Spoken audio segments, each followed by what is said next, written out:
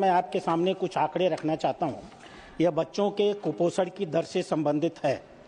भोपाल में 55% बच्चे वेस्टेड है, सूलिया कर्नाटक में 26.5%, बेंगलौर में 52% बच्चे मेलनरिस्ट हैं, इलाहाबाद में 65.53%, वेल्लोर तमिलनाडु में 83%, बरेली यूपी में 38.4%, करीमनगर तेलंगाना में 29.3%, काजीकोड केरला में 46.3%, पूरे वेस्ट बंगाल में 22.8%, लखनऊ में 57%, कुरनूल में 63%, वेस्ट बंगाल में 39.7%, किन्नूर हिमाचल प्रदेश में 21.4%, अहमदाबाद में 29.44%, टेढ़ी गढ़वाल में 60.9%, बहरामपुर उड़ीसा में 69%, चंडीगढ़ में 73.3%, संथाल परगना में 38.65%।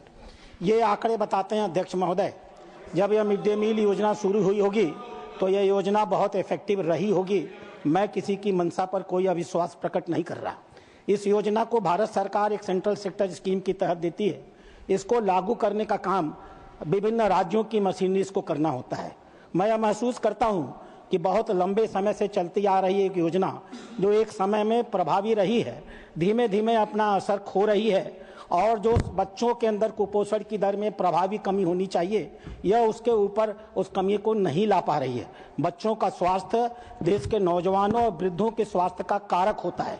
अगर ये बच्चे आज कुपोषित होंगे तो इस देश का बड़ा नागरिक कुपोषित होगा।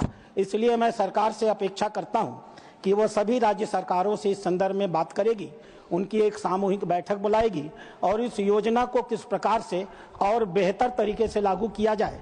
अगर मशीनरियां सही तरीके से भोजन नहीं पहुंचा पा रही हैं तो वैकल्पिक व्यवस्था क्या की जाए। और इस योजना के कारण बच्चों के स्वास्थ्य में जो परिवर्तन हो रहा है, हमने जो आपको रिपोर्ट दी है वो बच्चों के डॉक्टरों के द्वारा जो अध्ययन किए हैं उनकी दी है। सरकार से भी मैं आग्रह करूंगा कि व्यापक पूरे देश के स्तर पर सर्वे कराया जाए और जो कुपोषण की दर मिले उसके हिसाब से या तो भोजन के अमाउंट में या इस योजना को लागू करने में जो परिवर्तन जरूरी है वो किए जाए। धन्यवाद।